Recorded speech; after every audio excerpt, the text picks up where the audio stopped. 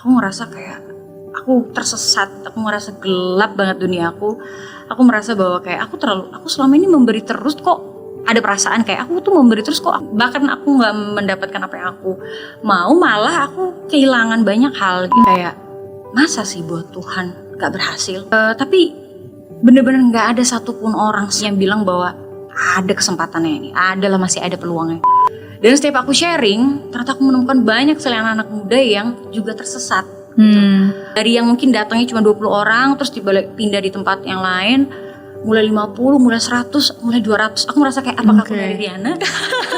Aku merasa kayak wow, aku udah kayak motivator. Mereka yaitu karena tadi aku bilang dari berbeda-beda. Pas mereka mau konser, mereka sempat datang gitu kayak, Kak, kita harus lepas jilbab kita nggak? Karena kan ini konser rohani gitu. Oh, jangan. Dan akhirnya perjalanan kamu yang mungkin banyak orang yang nggak tahu ya, ternyata banyak banget naik turunnya, banyak banget struggling ya. Tapi mungkin emang kamu sudah terbiasa nggak mengeluarkan itu dan berusaha untuk men-solve itu sendiri ya. Terbukti ketika pas lagi kamu dibully pun ya udah tegar. Terbukti ketika mungkin orang-orang merasa bahwa itu masa kejayaan kamu, punya album segala macam, tapi kan sebenarnya ada banyak hal personally yang harus kamu selesaikan juga gitu, and it's not easy. Dan bahkan tantangan terbesar adalah justru ketika kamu ingin men-celebrate your 10 years anniversary. Bener. Itu aku juga bingung sebenarnya, kayak Tuhan ini nih sebenarnya buat Tuhan loh gitu, kok susah ya prosesnya gitu, dan kenapa aku harus melalui, jadi waktu itu aku mau bikin konser sebagai mungkin ceritain dulu dari idenya, kenapa mau bikin konser dan kenapa konsernya konser rohani. Nah itu dia, aduh panjang banget, takut nggak cukup ya. Semoga timnya bisa edit dengan pas. Jadi Kak, tahun 2018 itu aku kehilangan seseorang yang terbiasa ada, dan aku juga kehilangan beberapa project yang cukup besar, dan aku merasa di akhir tahun 2018 itu kayak banyak hal besar terjadi di waktu yang sama gitu, dan aku merasa kayak banyak banget yang hilang dari hidup aku, dan di situ kayak gunung yang udah dari bawah aku bangun. Karena kalau misalnya dari ajang pencarian bakat, kita kan bener-bener dari zero to hero, dari yang bukan siapa-siapa tiba-tiba setiap minggu orang lihat kita, tapi pada akhirnya ketika kita udah selesai ya akan ganti season kan. Tapi gimana cara kita memaksimalkan peluang yang udah ada? Aku merasa aku harus turun lagi ke bawah, dan aku bener-bener membentuk karir aku dari bawah gitu, karena aku nggak mau gunung yang isinya angan-angan gitu, aku mau bener-bener terisi gitu. Sehingga awal karir aku memang aku balik lagi ke bawah, memperkenalkan nama aku siapa, lagu aku apa gitu, dan thank God-nya momen-momen itu membawa aku ada di masa-masa yang sangat penuh gemerlap ya pada waktu itu. Dan aku merasa kayak ada satu masa di mana kakak aku pernah bilang gini, kayak kamu tuh kayaknya udah cukup punya apa aja yang kamu butuhkan di Jakarta. Tapi kok kamu lupa ya, maksudnya semua ini kan awalnya karena kamu nyanyi buat Tuhan gitu. Jadi di situ aku ngerasa kayak, oh iya kok aku jarang ya pelayanan di gereja gitu. Aku mungkin pelayanan tapi pelayanan untuk nyanyi-nyanyi kayak misalnya event-event ibadah gitu. Tapi yang bener-bener balik lagi ke Mazmur dengan nada do re mi itu kok udah nggak pernah ya. Akhirnya aku bilang sama tim di KAJ, aku bilang kayak boleh nggak aku nyanyi di Natal atau di mana gitu, aku jadi pemazmur gitu. Oh iya gitu, dan akhirnya beberapa kali aku mulai lagi. Nah di masa-masa yang berat tahun 2018 itu aku ngerasa kayak aku tersesat, aku ngerasa gelap banget dunia aku. Aku merasa bahwa kayak aku selama ini memberi terus kok, ada perasaan kayak aku tuh memberi terus kok, aku nggak bahkan aku nggak mendapatkan apa yang aku mau, malah aku kehilangan banyak hal gitu. Di situ aku banyak kayak pergumulan dan kekecewaan dan banyak banget pikiran-pikiran yang menurut aku bodoh banget gitu pada waktu itu. Dan akhirnya aku merasa udah kayak, adalah aku nih berdoa sama siapa sih gitu. Wah, aku udah kayak bener-bener lost banget. Aku menjauh dari keluarga aku bingungan kenapa ini Citra, karena aku memang nggak sering menceritakan masalah ke keluarga aku karena aku ngerasa kayak mama aku udah sendiri. Jadi kayaknya kalau ada masalah kayak ya be gentle aja gitu dan balik ke rumah. Jangan nambah beban pikiran mereka gitu, lah gitu kan. Biarkan kita kasih masa tua yang lebih menenangkan gitu. Jadi ya aku cuma bilang kayak ya kalau mama mau perhatian, maksudnya mau memperhatikan aku ya mungkin doa aja gitu karena aku percaya doa mama luar biasa gitu. Tapi mamaku juga mungkin ada di fase yang kayak udah nggak ngerti lagi nih anaknya kenapa gitu.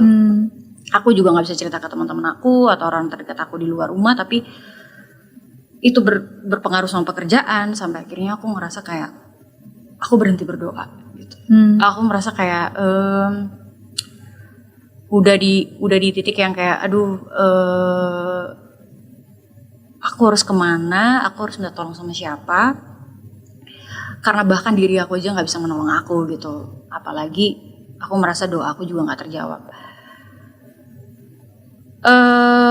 Di akhir 2018 aku menjalani hari-hari layaknya kayak hari apa nih? Senin. Oh yaudah Senin. Hari ini apa lagi nih? Selasa. Yaudah jalanin sampai Desember. Aku merasa bahwa waduh bentar lagi Natal. Aku merasa Natal itu sesuatu yang selalu apa ya, tahun penuh kelegaan karena kita udah melewati masa-masa gitu, dan tahun penuh hadiah gitu. Jadi magical ya. Iya, jadi tahun keajaiban. Kayaknya aku salah satu yang sangat cinta sekali dengan vibe Christmas gitu. Tapi di awal Desember itu aku ngerasa kayak siap nggak ya ini mengalami Natal? Karena apa arti Natal kalau aku nggak bisa merasakan grateful gitu? Dan entah kenapa di saat-saat aku kayak apa ya, aku kayak udah bener-bener nggak pernah ngapa-ngapain lagi, tiba-tiba kayak satu demi satu banyak sekali kejadian-kejadian yang menyelamatkan aku gitu Kak. Tiba-tiba ada komunitas-komunitas baru yang aku kenal, terus aku jadi membuka cara pikir aku atau cara pandang aku terhadap masalah, terhadap orang lain atau terhadap sebuah hubungan. Itu tuh membuat aku jadi kayak oh ternyata kemarin kayak salah aku berpikirnya, kayak kemarin fokus aku tuh salah atau doa aku salah kayak gitu. Dan ketika aku marah, sebenarnya aku marah sama diri aku sendiri karena aku nggak begitu kuat menjaga iman aku sampai aku harus menyalahkan Tuhan gitu. Dan di akhir tahunnya semakin mendekati Natal, semakin banyak hal-hal membahagiakan datang. Rezeki datang, kesempatan-kesempatan, terus di saat aku bahkan gak berdoa. Jadi aku merasa kayak apa lagi nih Tuhan rencananya nih. Jadi di situ aku juga makin kayak bingung. Dan aku akhirnya balik lagi ke doa andalan aku ya, doa Rosario. Jadi aku di situ karena kalau Rosario itu kan kayak ada waktu untuk aku tenang. Di saat aku tenang aku baru bisa berpikir.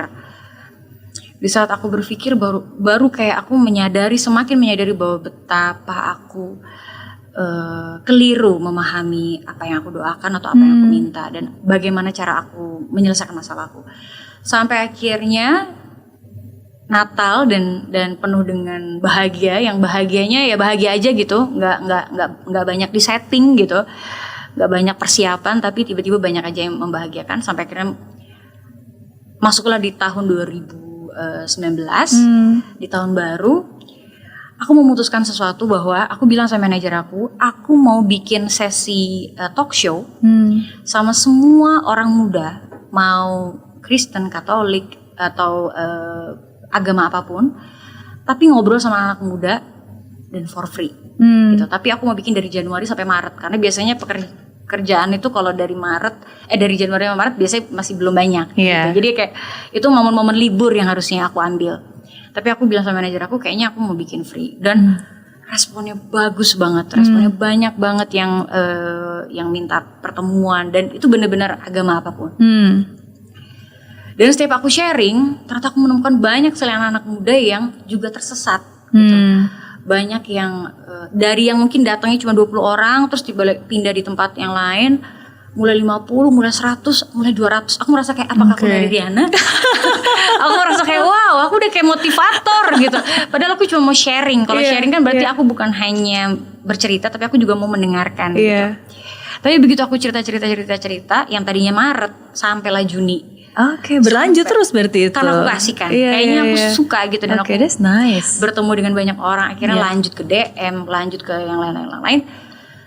Sampai akhirnya tiba-tiba ada yang bilang kayak, Cit kenapa gak bikin konser ya? Ini pas loh, kayak mau merayakan 10 tahun gitu. Dan long story short akhirnya banyak yang mendukung, ayo kita bikin konser, undang semua teman-teman musisi yang mau diajak gitu. Terus aku bilang, aduh kalau lagu sekuler kayak aku merasa gak pede karena kayaknya lagu-lagu aku yang dikenal orang belum sebanyak itu untuk membuat konser tunggal gitu. Dan aku merasa kalau aku bikin konser hanya untuk ego aku, yang penting biar aku bikin konser kayaknya kurang wise gitu. Jadi kenapa nggak aku bikin konser rohani di mana ternyata memang lebih banyak orang tahu lagu-lagu rohani aku, dan aku mengajak semua teman-teman terdekat aku dari yang di Idol sampai teman-teman musisi yang lain.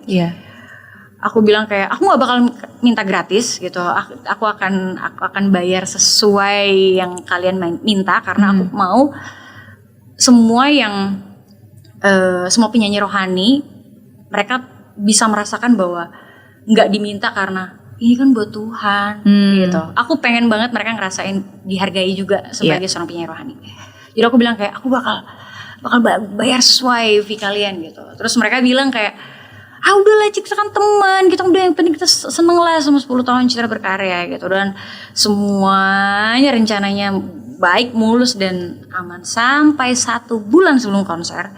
Tiba-tiba aku dibohongin sama event organizer-nya atau promotornya.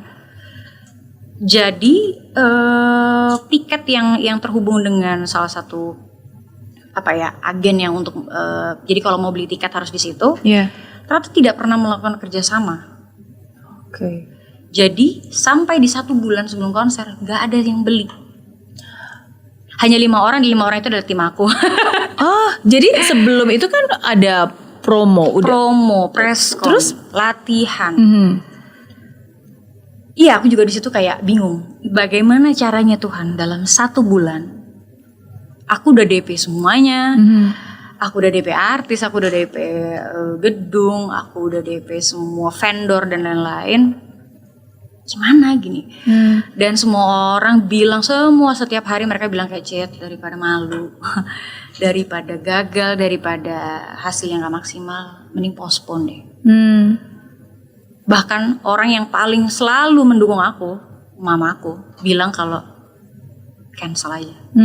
Karena mustahil. Iya, belum kurang dari 1 bulan tapi belum ada tiket yang terjual, cuma 5 doang tadi ya. Aku ngerasa bahwa ganjil banget kayak masa sih buat Tuhan gak berhasil. Kalau Tuhan bilang masa sih gitu loh. Aku ngerasa pada waktu itu kayak tapi bener-bener gak ada satupun orang yang bilang bahwa ada kesempatannya ini, masih ada peluangnya. Aku cuman bener-bener bertaruh sama kepenasaran aku bahwa nggak mungkin gagal gitu. Aku yakin ini ada sesuatu yang mau Tuhan kasih. Judulnya The Journey of Faith. Aku merasa salah nih kasih judul, harusnya kasih judul yang mudah-mudah gitu biar prosesnya lancar. Tapi karena aku merasa perjuangan hidup aku kan itu kan perjuangan iman. Jadi kayak aduh nggak tahu ya. Tapi akhirnya long story short, itu only God's grace yang bikin tiba-tiba ada yang telepon kayak, halo Citra mau bikin konser ya? Iya, saya punya komunitas nih, saya pengen banget dengerin lagu-lagu Citra dan saya mau pesan untuk 100 orang. Oke. Dari 100 orang itu tiba-tiba ada lagi berita, Citra mau bikin konser ya? Aku bisa nggak support untuk mikrofon, untuk untuk persiapan foto sebelum di konsernya. Terus banyak banget yang memberikan free endorse yang aku juga nggak tahu itu datangnya dari mana. Sampai yang punya gedung di Balai Sarbini waktu itu karena impian aku banget kayak pengen banget punya Udah konser di Balai ngebayangin Sarbini seperti karena itu ya. dia bulat Iya. gitu. Dan aku bilang kayak pengen banget. Aku sampai ngerasa apakah ini karena obsesi aku ya Tuhan ya sampai ini jadi gagal. Terus aku jalanin aja terus. Aku nggak mau berpikir. Aku ngerasa wah kalau ada 100 orang berarti masih ada kemungkinan. Besok ada lagi. Tapi ada aja semakin dekat semakin ada masalah, tapi semakin ada bantuan. Ya itu aku juga bingung. Aku mau menelaah itu seperti apa. Tapi semakin mendekati hari, semakin banyak. Dan sampai di 1 hari sebelum konser itu juga semakin membludak, orang telepon sana sini, orang yang bilang ada yang tiba-tiba saya ingin melayani, saya mau kasih uang sebanyak 300 juta. Wah, itu aku juga nggak tahu datangnya dari mana. Terus tiba-tiba di hari H kita dalam waktu 3 jam sebelum konser kita harus tambah kursi. Oh wow. Karena wah itu magic banget. Aku nggak ngerti deh untuk menceritakannya karena kayak ajaib banget ya Tuhanku ini gitu. Kayak nggak bisa aku pikir dengan kepala aku gitu. Jadi apa yang terjadi hari itu, aku sampai takut pas buka tirai konser opening ya karena takut nggak ada yang nonton, nggak ada yang dateng gitu. Karena sebelumnya ada beberapa yang bikin konser di situ, ada masalah karena ada demo pada waktu itu dan hari itu pas tirai dibuka aku ngerasa kayak, siapa aja ini gitu, datang dari mana aja gitu orang-orang ini. Wow. Bahkan sampai konser selesai, aku udah nyanyi lagu Pasti Bisa, di mana lagu itu harusnya lagu closing. Aku sampai bilang sampai ketemu lagi ya, gitu. Karena orang nggak pindah, orang nggak pulang, orang nggak sampai di lagu terakhir. Konser itu berjalan dengan amat sangat magic. Momen yang pernah menjadi titik terendah kamu karena pada saat itu juga kamu sempat kalut dan berpikiran macam-macam sebenarnya, very stressful, depressed, tapi bisa berakhir dengan indah. Ada banyak banget orang-orang baik yang bantu aku juga di situ, seperti volunteer, keluarga, teman-teman yang dulu pernah bantuin. Aku pernah bantu mungkin mereka di IO, akhirnya kayak comot-comotan gitu. Akhirnya kita kayak punya IO sendiri dari kerabat terdekat. Terus di volunteer itu ada beberapa teman-teman muda yang mereka pernah hadir di talk show aku. Jadi mereka menawarkan diri gitu. Yang volunteer yang sebenarnya dibutuhkan 20, yang datang 90. Wow. Itu aku juga kayak. Terus mereka yaitu karena tadi aku bilang dari berbeda-beda. Pas mereka mau konser, mereka sempat datang gitu kayak, "Kak, kita harus lepas jilbab kita nggak? Karena kan ini konser rohani gitu." Oh, jangan. Aku mau kasih tunjuk ke semua orang bahwa konser ini bisa terjadi karena keberagaman yang bersatu. Gitu. Jadi aku mau semua, bahkan ada yang pakai beras gitu. Karena aku pengen bener-bener kayak, oh my god, aku bener-bener bukan hanya beruntung, tapi aku bener-bener diberkati banget untuk bisa merealisasikan hari ini. Dan selesai konser semua orang kayak nangis. Mereka bilang kayak, "Kak, walaupun aku bukan seorang Kristiani, tapi aku menikmati setiap lirik yang ada dan membuat aku jadi lebih ingin kenal agama aku gitu." Oke. Jadi gitu deh. God's grace. God's grace, hanya karena kasih dan kemurahan hatinya lah, makanya itu bisa terjadi. Ya, dan sesuai dengan tema yang memang kamu cetuskan kan, is the journey of faith. Iya. Aku sambil mendengarkan kamu, ada banyak sih yang terlintas di dalam pikiran aku juga, karena sebenarnya ya setiap dari kita kan pasti punya masa-masa ups and downs ya. 2018 juga termasuk ada beberapa hal, beberapa doa gitu yang aku doakan, aku ngerasa kok nggak dijawab ya, sebenarnya kok nggak terjawab gitu. Iya, tapi di saat itu aku diingatkan dan disadarkan gitu bahwa ya kadang-kadang kan kita berdoa untuk meminta ke Dia gitu kan.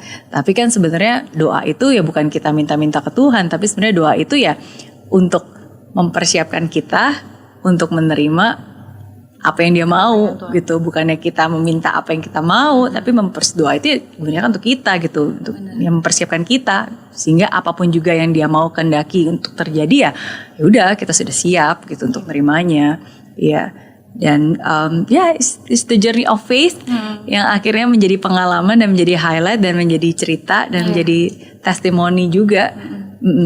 Justru memang kalau aku tilik kembali ya, kayak ada banyak pertanyaan pada waktu kalut itu, kayak apakah aku akan tetap percaya Tuhan kalaupun hidup aku belum juga diselamatkan.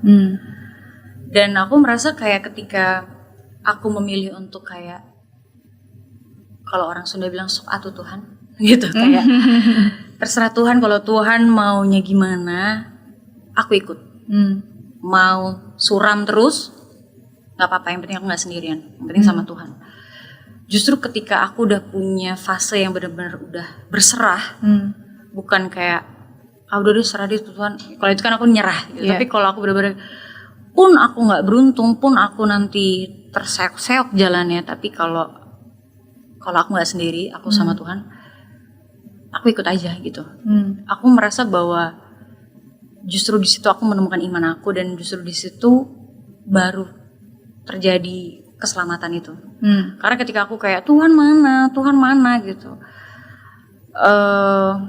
ya aku merasa kayak kalau kita cuma cari Tuhan di saat kita butuh, kayak wow, kayak aku ngerasa nggak adil gitu. Gitu. Jadi kayak justru aku pengen kasih tahu ke Tuhan kalau walaupun jalannya akan susah, tapi aku mau percaya dan setia aja. Jadi deh lagu yang rohani. Pertolonganmu, sertamu. Nah di tahun itu aku ngeluarin lagunya sertamu. Dan tahun yang kemarin baru rencanamu. Bahwa penyertaan Tuhan itu selalu ada. Even though we cannot see, He's still working. Walaupun kita nggak bisa melihat, tapi Dia tetap bekerja. Walaupun kita nggak bisa merasakan, tapi Dia juga tetap bekerja dan melakukan. And that's what faith all about kan. Dan emang Tuhan itu kadang-kadang suka aneh ya. Kadang saya juga suka nanya, oke, Tuhan, oke, saya akan maju, tapi kasih tahu dong cluenya gimana caranya gitu, tunjukin, kasih petunjuk dong gitu kan. Kalau kamu kasih petunjuk, at least saya biar lah bener gitu. Nih jalannya kasih gitu. Dong petunjuk ya kan. Cuma kadang-kadang kan Tuhan diem aja nggak ngasih petunjuk. Tapi ya mungkin disitulah Tuhan lagi mau ngetes iman kita kan. Kamu tuh benar-benar percaya nggak sih? Kan kalau iman itu ya berarti kita tetap percaya, tetap berjalan walaupun kita nggak tahu caranya. Dan kadang ya mungkin kita harus jalan dulu sambil benar-benar mendekati hal yang paling kita takuti, baru di situ Tuhan akan kasih instruksi. Oke, sekarang ini kamu harus gini, ini kamu harus gini, dan Tuhan kasih akan bantu. Gitu. Unik-unik sih memang ya kalau cerita-cerita orang ya, cara mereka benar-benar untuk menemukan jawaban dari rencana Tuhan. Jadi menurut aku kalau aku sharing ke orang lain, kayak memang ceritanya memang ya seru-seru sih, beda-beda gitu kapan timingnya. Yang pasti kita baru bisa memahami setelah kita benar-benar baru diselamatkan gitu. Kita baru tahu kayak oh ini maksudnya gitu. Dan rencanamu jauh lebih indah daripada apa yang kita rencanakan. Oke. Walaupun pahit, walaupun berat, gimana kalau kita serahin semua ke Tuhan? Gimana kalau kita hanya tinggal percaya dan setia? Pada waktu aku masih kecil, aku sempat kayaknya nyawanya hampir lewat.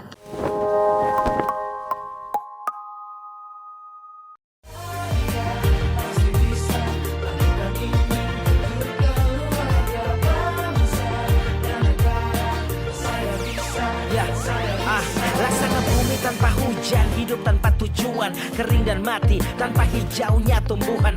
Demikian kalau mimpi tak kunjung terjadi.